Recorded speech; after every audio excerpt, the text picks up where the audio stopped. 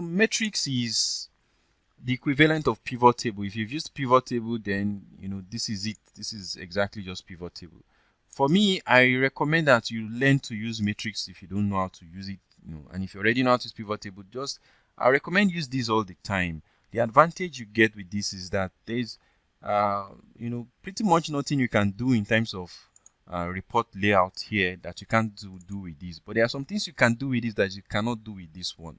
The only time I've seen this as an advantage is if I just want to be able to turn off subtotal for some things, and so this one allows me to be a bit more flexible with subtotal. That's the only advantage I've seen of this over this. Okay, so this is how the matrix works. So like pivot table, rows, columns, values, filters. So if you already use pivot table, you'll be familiar with those fields. So I'm going to drag whatsoever I want to do the analysis by into rows. I want to do by the different products we sell. That goes to row. That gives me the categories of products. And then what calculations I want to do goes to value. Go to value. So I want to see the sales amount. That goes to value. I also want to see the target amount. So that goes to value also. And on the surface, we are like having the same thing, right? So then why am I saying this is superior in terms of flexibility to this? What if I want to be able to specify by branches? So I want to see this for different branches. This is where matrix shines. So if I drag branch to column, I'm able to see for different branches. See? That I cannot achieve yet. If I drag branch,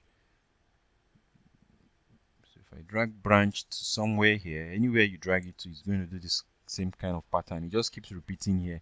It doesn't give me this style. So that's the flexibility that you lose if you stick to these, and the flexibility you get if you use this. Right. So I'm going to use matrix, even though what I want to do is something I could have done with the table, but I want you to get familiar with using matrix, and by default I use matrix a lot. So I don't need branch. I just want to display the sales amount by target. Okay, and I want to do two more things. I want you to be able to kind of drill down, be able to see for what branch, the products, each product, the sales across the branch, and that's very easy. So if you just drag branch as a second level detail to show, so in this case, so if I drag branch,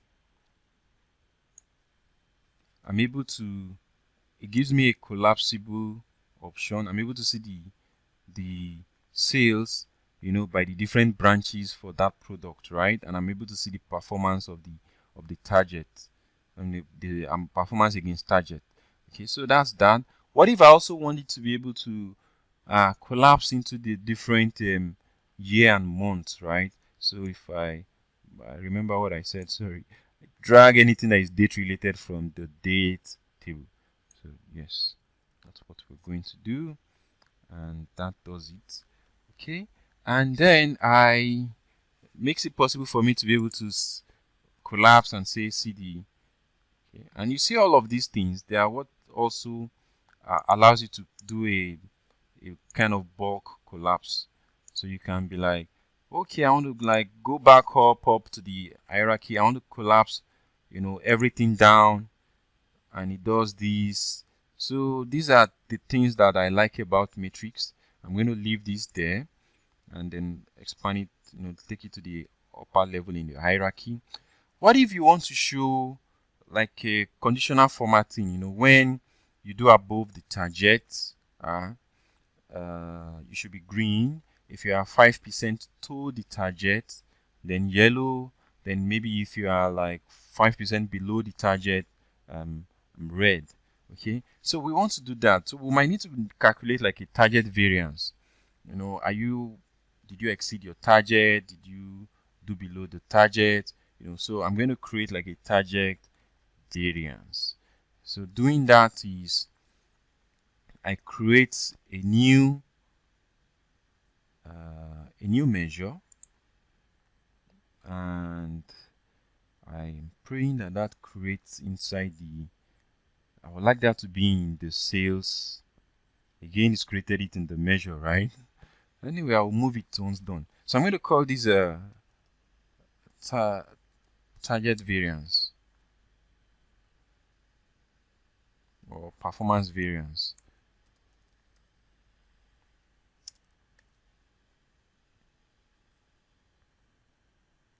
So I don't know which name makes better sense. You can always rename it anyway. The concept is more important. So I'm going to say this is going to be equal to um, okay, the sales amount divided, no, minus. So the sales amount minus the target amount, then everything divided by the target amount.